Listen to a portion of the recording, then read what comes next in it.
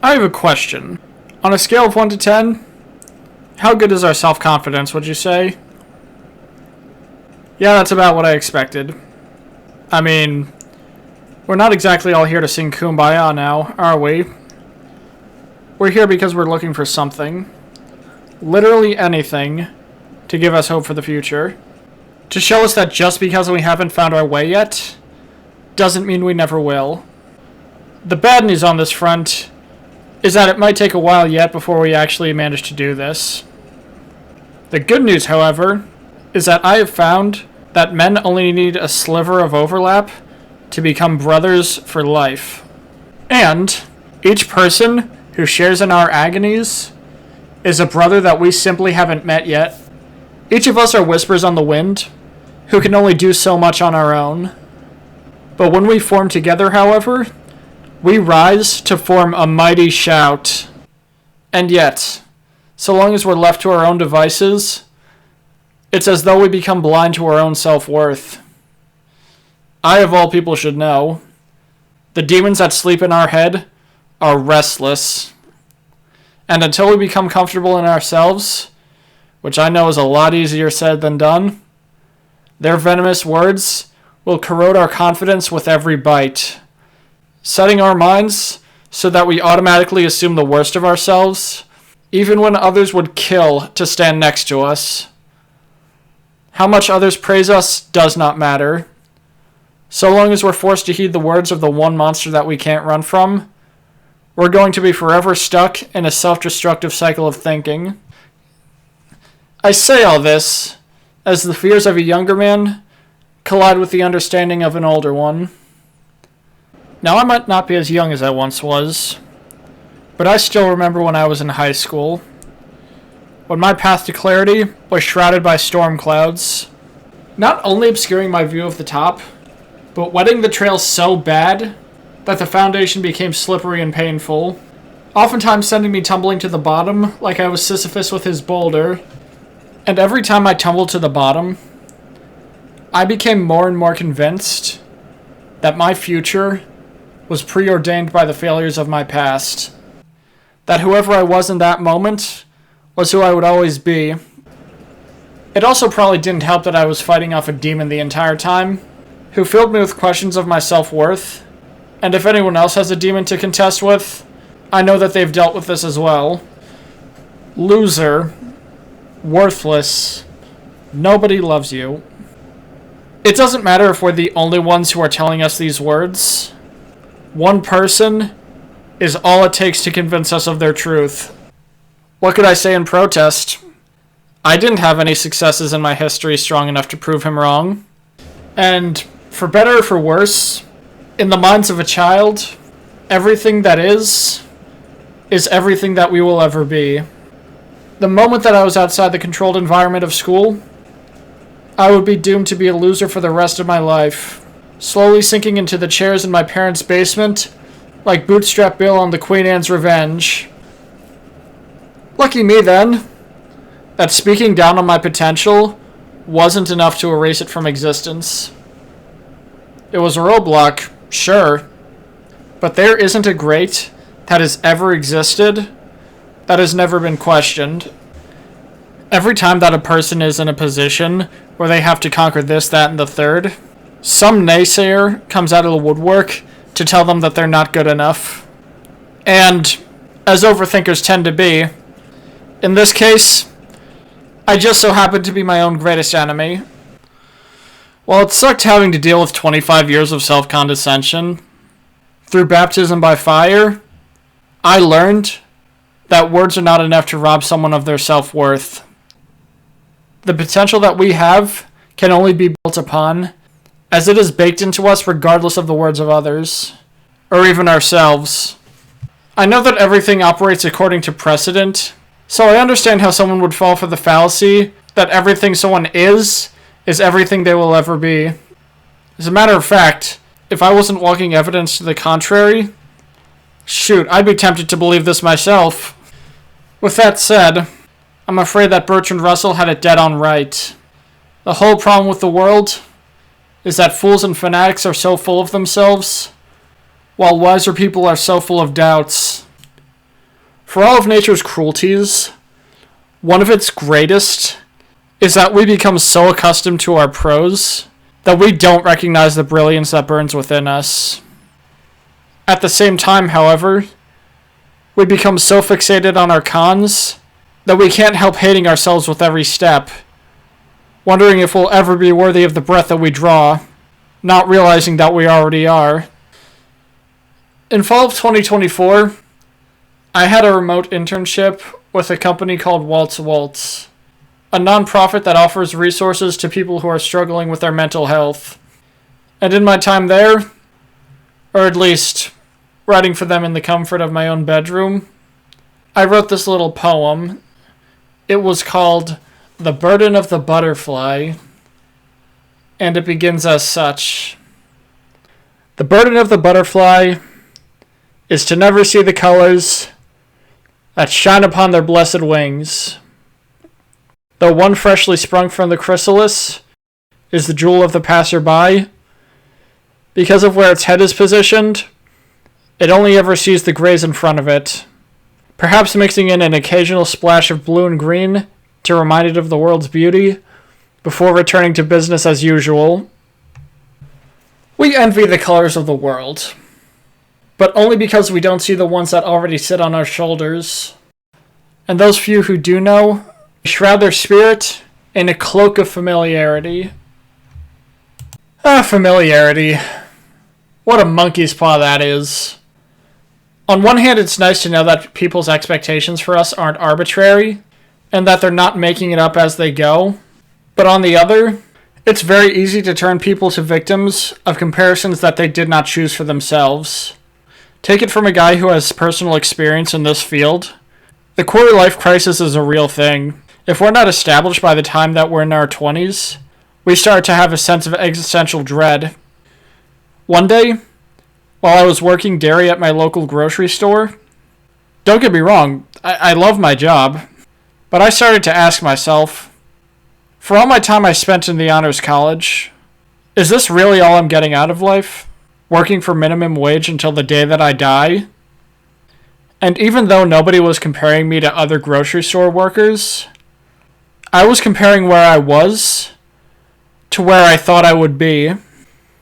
I can only imagine how bad it is when people are constantly compared to their peers every day of their lives, constantly reminded of their inadequacies, how much they beat themselves up because they're not doing as well as the person next to them. And mind you, that's just us comparing ourselves to ourselves. The mental damage gets 10 times worse once we start getting compared to others. Especially if the people that we're compared to are either the same age or have the same interests as us. When people start comparing us to others, they start asking questions. Why aren't you as good as this person? Why don't you have as much money as them? Why aren't you as established as them? Needless to say, this can wreak havoc on a person's psyche. Self-hatred begins to fester because we only know of our own growing pains and the successes of the people that we're constantly compared to. The funny thing about this, though, is that we don't see other people's hardship. We only know our own suffering and the fact that we're not where we want to be in life.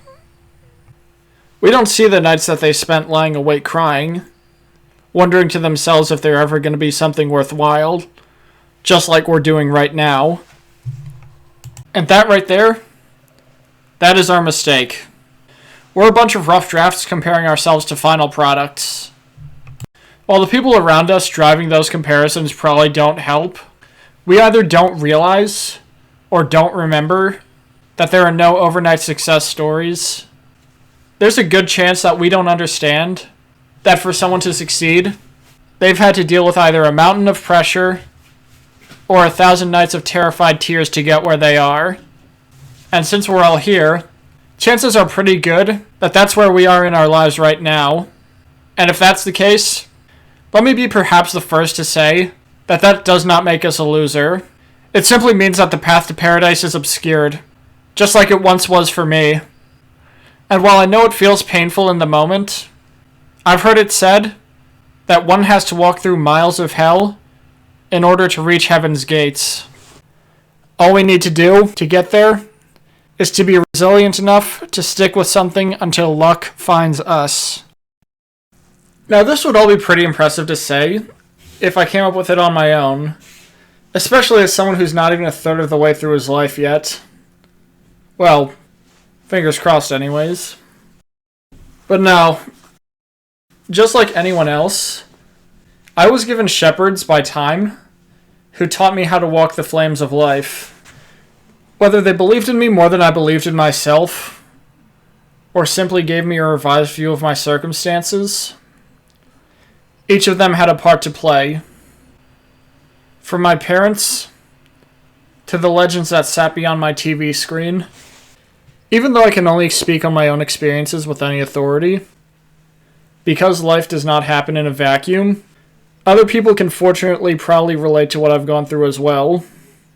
And in that regard, I'm thankful that in my darkest hours, when I thought that I'd grow up to be nothing, I was given 3 heroes that taught me how to walk the coals. John Cena, Carson Wentz, and Naruto Uzumaki. I'm not sure if it was the universe trying to teach me of the worth that I had in myself, or if it was simply my brain that did all the heavy lifting, giving me the answers that I always needed, even if I didn't realize it. But either way, I'm eternally grateful, both to the individuals that it gave me, as well as the cosmic entity that never turned its back on me. As pertains to the former, however, the first hero that time gave me was John Cena. I think most of us are familiar enough with him that I don't need to give a rundown on who he is. But for those of us who are out of the loop, or never grew up watching him, he's an ex-Marine that can be summarized in 3 words. Hustle, loyalty, respect. That is the code in which I live by. I admit that children being sponges isn't always a good thing, but it's certainly not always a bad thing either. Even at my youngest, when I struggled to pick up on things, even I could pick up on Cena's 3-word mantras. Hustle, loyalty, and respect, as well as never give up. Not only did these words motivate me greatly as a child, telling me to push past my limits until I achieved victory, I think that some subconscious part of my brain made them worth even more because he didn't simply steamroll people, which in my opinion would have made him less relatable. Instead, he had to get knocked down time and time and time again before he ever achieved victory. The word quit was absent from his vocabulary, and as a consequence, it was absent from mine as well. And just for good measure, winning 16 world championships doesn't hurt your message either. In fact, for my money, it gives it a good deal of weight. Because as we all know, the messenger is just as important as the message. Wentz inspired me in very much the same way. I know people have strong feelings about him for positive and negative reasons, but as anyone who knows me would attest, I tend to lean more so positive. Not only because he helped the Eagles win a Super Bowl, or I guess put them in position to win one, but he inspired me in very much the same way that Cena did. Cena had the quips and quotables, yes, but Wentz was someone who, like the former, pushed through great pain to do what he loved, inadvertently inspiring me to do the same in kind, whether my issues were physical or otherwise. Every time it looked like he was dead to rights, he never flinched. He was never afraid of contact despite being a quarterback, which is a position that traditionally doesn't like to get hit. I have watched this man throw a touchdown on a torn ACL, throw a block for a teammate with a bad hand, and play through a season with a broken back. Even if it wasn't an entire season, it still showed his resilience to me. Even though there are definitely people that would say that he's a team cancer, based on how much you believe the reports around him, when he tore his ACL in 2017, he was nothing but humble. You know, maybe not all of you out there are Christians or followers of Jesus, But I can say with 100% confidence, as a follower of Jesus, I have the utmost confidence in His plan. His plan is perfect. If we got everything we wanted in life, it would be a disaster. I know Jesus is up there looking down, and He knows what He's doing. Now, I wasn't in the locker room at any point, so of course take what I say with a grain of salt. For better or for worse, all I know is this. From 2016 to 2020, he was a symbol of humility and perseverance to me. A perfect storm who was exactly who I needed him to be when I needed him. And finally, there's Naruto. Those who have read the manga or seen the anime know that even more than the other two, his is a tale of perseverance, of overcoming the isolation of being an orphan, and the prejudice that comes with carrying a demon fox inside of him. For a curse he did not choose, everyone inside of his village hated and rejected him, except a select few. While I know this is a lot to take in at once, that's kind of the point. Naruto's suffering greatly exceeded my own. If there was anyone that would be expected to be a failure, it would be him. Since the day that he was born, the odds were stacked against him. And yet, he overcame his circumstances through sheer determination. I flunked the Shadow Clone Jutsu every time! So don't come whining to me with this destiny stuff. And stop trying to tell me you can't change what you are. You can do it too, because after all, unlike me, you're not a failure. Fiction this may be. It inspired me to swallow my tears and attack whatever I do with the heart of a warrior. I guess, in each their own way, these men taught me about life and fighting for what I want. They taught me about honor, passion, perseverance. They taught me that even when life gets hard, love for what we do will pave the way to success, even when we're ready to give in. Each and every one of them faced fights bigger than themselves, and if they could succeed despite their circumstances, then that really makes me wonder, who am I to complain? Even though I spent my formative years thinking that I was worthless, I was lucky enough to have people to show me the way forward, both in my life and on my TV screen. And now that I know the way forward, it's my turn to follow my hero's example, and maybe if I'm lucky, become someone's idol myself. It's a funny thought to think about, but I'm no stranger to doing the impossible. I've made it this far, haven't I? Give it enough time, not only will we be able to laugh at the things that we once thought about ourselves, but we will become for others the people that we needed 5-10 years ago. Now, I know what you're going to say. This sounds like a role reserved for better people than us, right? The mind being weaponized against itself is a classic. Coloring our futures with the only pastels that we have in hand. I'm not you. I won't be as lucky as you were. These words are so familiar. It's like sitting bedside with my younger self, patting him on the shoulder as I promise him that everything's gonna be alright. Believe me, there were plenty of days where I thought that I wasn't gonna be one of the lucky ones either. I think I showed that plenty in the earlier minutes of this video. The thing is, the reason that I thought that is because I was too young to see the potential that lay latent within me. It's because I didn't have a history that told me that I was walking the right way, and so I was essentially fumbling through the dark. Hopefully, however, as someone who has found his way, my words will carry weight when I say that success is not a matter of capability, but rather cultivation.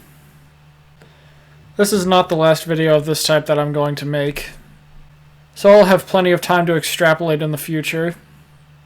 All that needs to be known for now is that if we don't first believe in ourselves, then everything that I say after this point is like wasted air. Again, I understand this is a lot to take in, so I'll try to summarize as best as I can. I understand we may feel like we're worthless at times, toxic comparisons, which only exacerbate our lack of self-worth, which sends us spiraling towards a future where we have nowhere to go and nothing to be. Because like the butterfly in the forest, we don't see the color we carry on our shoulders. As time unfolds, however, we realize that the universe never forgot about us at all, despite all of our mistakes. That we'll be given heroes that don't know we exist, which means that they can't lie to us because they don't know who we are. And when we see how their struggle mirrors ours, how they find success where we thought that only failure existed, we realize that we're stronger than we thought. As self-belief begins to take the wheel, our demons are slain one by one, until we have no more reason to see ourselves as inferior to everyone around us. And, as one final note for those who walk the broken path, if you need something to be, and you can only be one thing, then being good is good enough for now. Not only do you make the world a better place simply by existing, you give yourself a struggle you can romanticize. Oftentimes we're told that being a good person is easy and that it costs nothing, but that's not necessarily the truth. Being a good person is a sacrifice of personal comfort, a slaying of the ego, and as we do kindness unto others, as they start to see the worth within us, our circle will begin to grow, and as we become favorably regarded, we begin to see the flower of self-worth bloom within ourselves. The unfortunate consequence of this is that they grow distant from us as we become egocentric, as most of us probably won't have to deal with that problem. I say we cross that bridge when we get there.